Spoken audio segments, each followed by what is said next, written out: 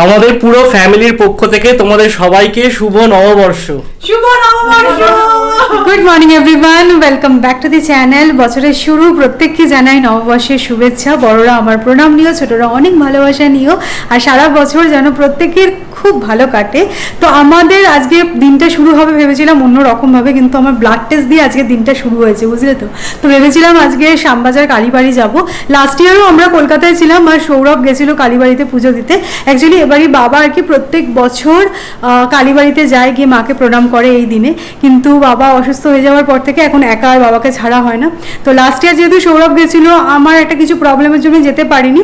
তো এবছর সৌরভ বলে তাহলে এবারে সকাল সকাল গিয়ে আমি আর তুমি চলে যাব, নমস্কার করে চলে আসবো। কিন্তু সেটা আর যাওয়া হয়নি। আমার না সামাও মানে শরীরটা ঠিক জুতের লাগছে না, মানে ঘুরে আসার পর থেকে না শরীরটা একটুখানি টালমাটাল যাচ্ছে।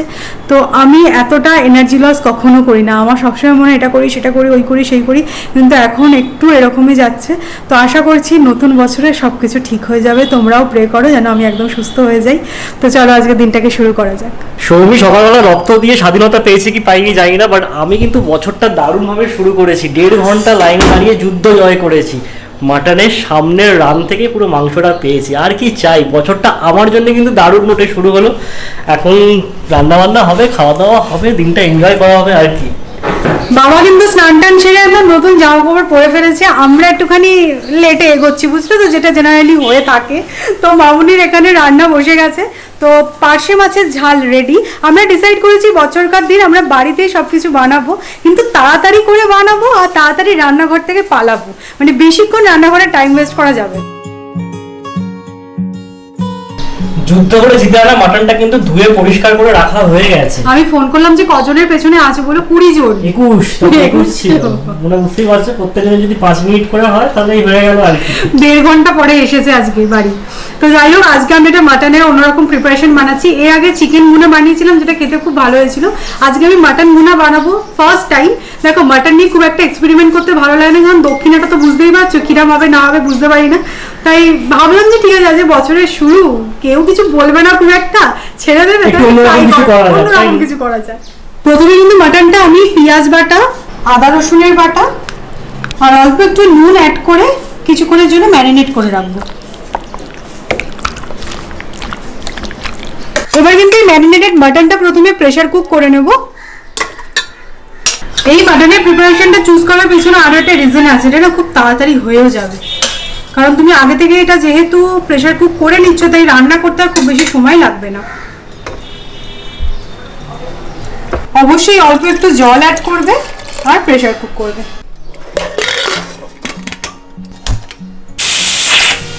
এদিকে মাটনটা প্রেসার কুক করতে করতে আমি একটুখানি বেরেস্তা ফ্রাই করে নিচ্ছি। বেরেস্তা কিন্তু ভেজে তুলে রেখেছি। এবার দেখো, তেলের মধ্যে 1 টিস্পুন আমি ঘি অ্যাড করছি। এবার দেখো, একটা ইউনিক জিনিস আমি অ্যাড করছি, রাঁধুনি ফোড়ন দিচ্ছি আর দিয়ে দিচ্ছি স্লিটেড গ্রিন চিলি। আর দেখো, কুচিয়ে রাখা পেঁয়াজ অ্যাড করে ফ্রাই করব। এই মাটনটা কিন্তু 3 ভাবে পেঁয়াজ ইউজ হচ্ছে। বাটা পেঁয়াজ দিয়ে আমি মাটনটাকে প্রেসার কুক করেছি, বেরেস্তা ভাজা আছে, আর এখানে দেখো পেঁয়াজটা কুচিয়ে প্রথমে একটু ফ্রাই করে নেব। তো এটাকে তোমরা মাটন ভুনাও বলতে পারো, মাটন 3 পেঁয়াজিও বলতে পারো। 2 পেঁয়াজ সাধারণত 2 রকম টাইপের পেঁয়াজ ইউজ করা হয়, এখানে 3 রকম যখন ইউজ হচ্ছে, তাই না? হ্যাঁ, একদম। পেঁয়াজটা দেখো খুব সুন্দরভাবে কিন্তু ফ্রাই করা হয়ে গেছে। এবার সেদ্ধ করে রাখা মাটনটা আমি অ্যাড করে দেব।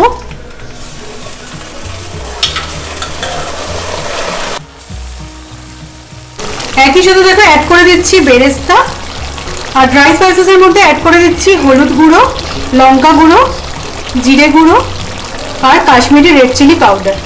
এবার দেখো খুব ভালো করে কিন্তু কষাতে থাকবো। খুব সিম্পল, একবার ভরসা করে ট্রাই করে দেখো। আমি জানি মাটনের যা দাম, তাতে এইসব এক্সপেরিমেন্ট করতে একটুখানি গায়ে লাগে, কিন্তু ট্রাই করে দেখতে পারো।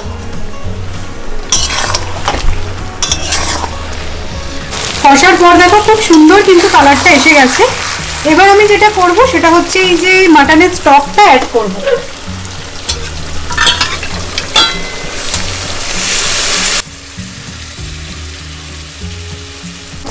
ভাত দিয়ে খাওয়ার জন্য কিন্তু একটু ঝোল ঝোল রাখবে, আর এটা কিন্তু খুব লাইট হবে, মানে তাই জন্য বলছি গরমের জন্য একদম পারফেক্ট। লাস্টে আমি অ্যাড করে দিচ্ছি গরম মশলা আর অল্প একটু বেরেস্তা অ্যাড করে দিচ্ছি, আর তাহলেই কিন্তু ভুনা মাটন রেডি।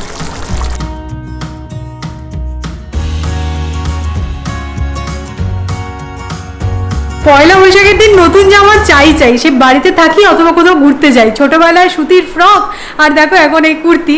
তো সৌরভের দেওয়ার জামাটাই এখন আজকে আমি পরেছি। তো একদম স্নান টান হয়ে গেছে, তাড়াতাড়ি করে রান্নাবান্নাও সারা হয়ে গেছে, দিদিরা চলেও এসেছে। তার আগে আজকে দেখাবো যে তেনারা কিরকম সেজেছেন। দুই গোপালই কিন্তু নতুন জামা পরেছে। আর সত্যি কথা বলতে প্রচন্ড গরম, শুধু সুতির জামা পরলে হবে না, ওয়াটারমেলন প্রিন্টেড জামা পরতে হবে, তাহলে একটু ঠান্ডা ঠান্ডা লাগবে, তাই না? গোপাল আমি নিয়ে এসেছি, কিন্তু সত্যি বলতে এবারে না পুনের বাড়ির জন্য খুব মনটা খারাপ লাগছে। মানে ওখানে সিংহাসনটা আজকে একদম বছরকার দিন অন্ধকার থাকবে। দিওয়ালির দিনকেও মনে হয়েছিল, দিওয়ালিতেও আমরা কলকাতায় ছিলাম, তো ঘরে একটা বাতিও জ্বলেনি, এবারেও তাই হচ্ছে।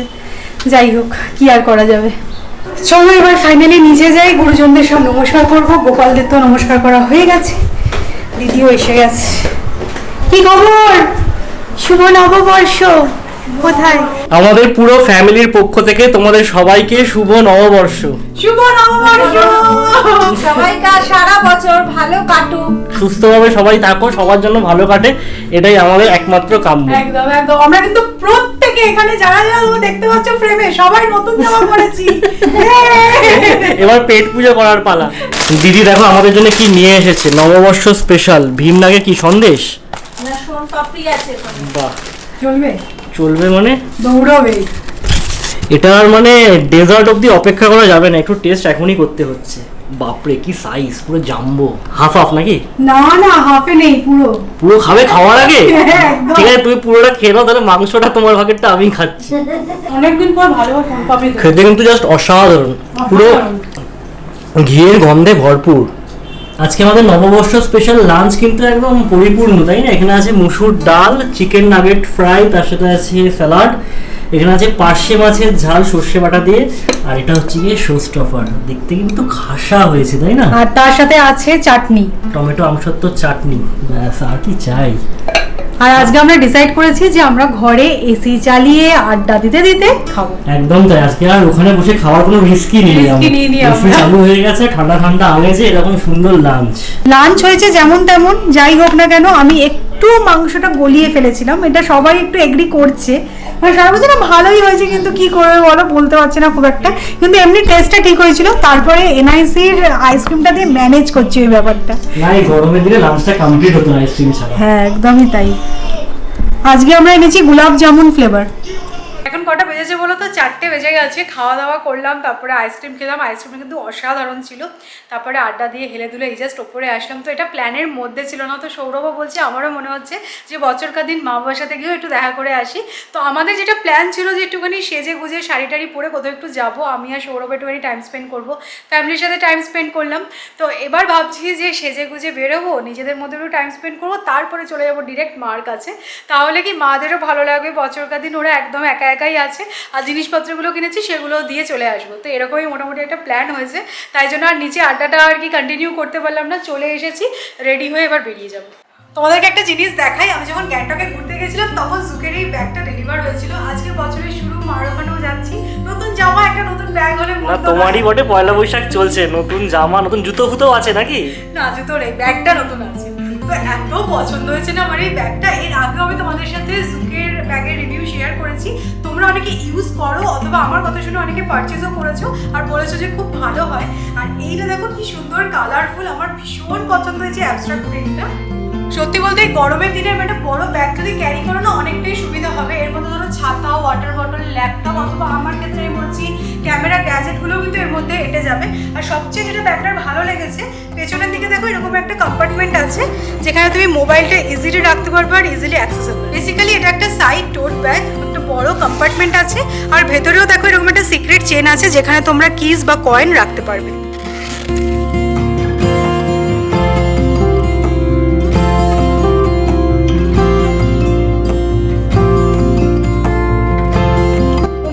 মনে আছে সৌরভ জুকের একটা ব্যাগ আমাকে গিফটে দিয়েছিল, ল্যাপটপ ব্যাগ ছিল সেটা, ওটা একটু ব্ল্যাক অ্যান্ড হোয়াইটের ওপর ছিল। তো এবার মনে হলো একটুখানি কালারফুল কিছু চুজ করা যায়, তবে এর কিন্তু অনেক রকমের প্রিন্ট তোমরা পেয়ে যাবে। তো আমি একটু কালারফুল চুজ করেছি, তোমরা অন্য প্রিন্টও কিন্তু ট্রাই করতে পারো। আর হ্যাঁ, তোমাদের এটাও বলে রাখি, জুকের সমস্ত ব্যাগই কিন্তু মেড ইন ইন্ডিয়া, আর প্রতিটা ব্যাগ ক্রুয়েলটি ফ্রি আর বানানো 100% ভেগান লেদার দিয়ে, যা কিনা পেটার দ্বারাও অ্যাপ্রুভড।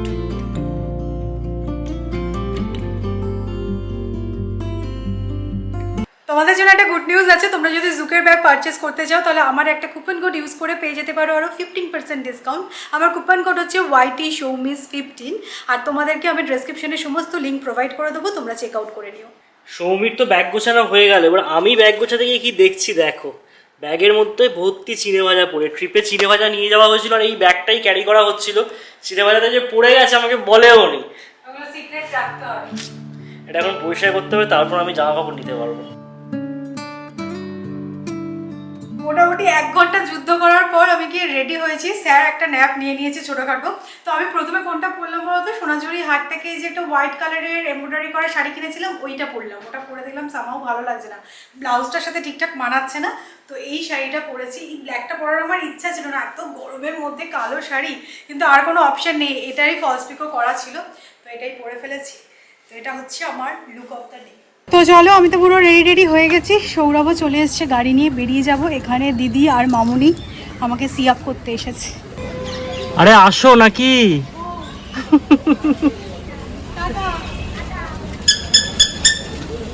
চলো, আমি ওখানে আড্ডা মারছিলাম। তোমরা একটু নোটিস করে দেখো, কোনো অকেশনের দিনে আমরা কিন্তু কোনো রেস্টুরেন্ট বা ক্যাফেতে যাই না, বাড়িতে থাকি, একটুখানি নিজেদের মতন করে স্পেন্ড করি, খাওয়া দাওয়া করি। আমার মনে হয় এই দিনে যদি কোনো ক্যাফে বা রেস্টুরেন্টে যাও অনেক বেশি ক্রাউড হয়, আর যেটা একদমই ভালো লাগে না। কিন্তু সৌরভ আজকে অনেক করে বললো যে নিউ টাউনের ওই কফি হাউসটা, আমরা দুদিনই ভাবছিলাম যে যাবো একদিন যাওয়া যেতে পারে। তো আমাকে সকাল থেকেই বলছে যে চলো চলো যাই। তো দেখা যাক, আজকে তো চামড়া ছাড়ানো ভিড় হবে, পারবো কিনা জানি না, যাচ্ছি। তো আমরা এখন যাচ্ছি এখন নিউ টাউনের কফি হাউসে উই টাইম স্পেন্ড করতে। দেখা যাক কি হয়, কি হয়ে যায় দেখা যাক। কেরোটা সিকিমের রাস্তায় গাড়ি চালাচ্ছি বলে মনে হচ্ছে না? আমি ওই জন্যই ক্যামেরাটা জাস্ট ধরলাম, বিশ্বাস করো। ডান দিকে আমাদের আছে কাঞ্চনজঙ্ঘা, আর এরকম একটা ধোঁয়াশা যুক্ত রাস্তা, আর কি বলবো বলো।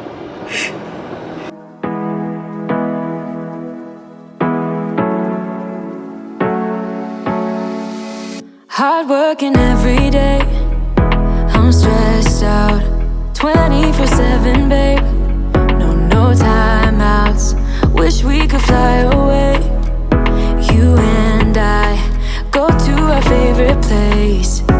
Oh yeah, make special memories together. I'll be your company now and forever. I say we fly away, you and me, go to our favorite place. Feeling the sun on my face in Hawaii. With you, Hawaii.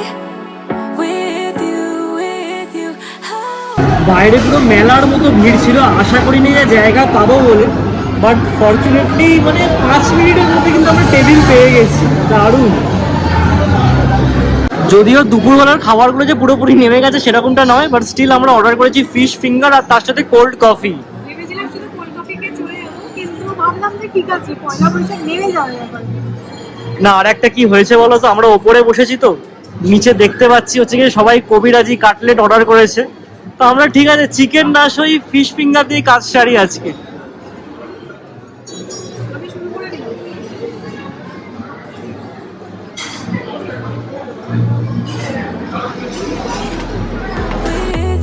With you, Hawaii. I need a summer breeze, some fresh air to put my mind at ease. No. Soumi যেটা বলে সেটা কিন্তু খুব একটা ভুল কথা নয়, সব অকেশনাল দিনে ভিড়টা মন্দ হয় না, বাট আমাদের খুব একটা প্রবলেম হয়নি। আমাদের এটা কি উই টাইম হলো, না, আজ টাইম হলো? পুরোপুরি একদম। বাবারে কি ক্যাচর ম্যাচর, কিছু বলার নেই। তবে যেটা বলার আমার সেটা হচ্ছে কি সেই স্থান মাহাত্ম্যটা নেই, সেই কলেজ স্ট্রিটের কফি হাউসটার সাথে আলাদা করা যায়। এটা রেস্টুরেন্ট হিসেবে ভালো, খুব ভালো, এবং খাওয়া দাওয়া অসাধারণ। আমরা ফিশ ফিঙ্গার নিয়েছিলাম, ফাটাফাটি ছিল। পিওর ভেটকি ছিল, মানে আমি সার্টিফাই করে দিলাম। বাট ঠিক কফি আছে, হাউসে সেই সিগারেটের ধোঁয়া উঠছে, একটা মানে তর্কাতর্কি চলছে, সেই ব্যাপারটা নেই। রেস্টুরেন্ট হিসেবে ঠিক আছে, ভীষণই ভালো লাগলো।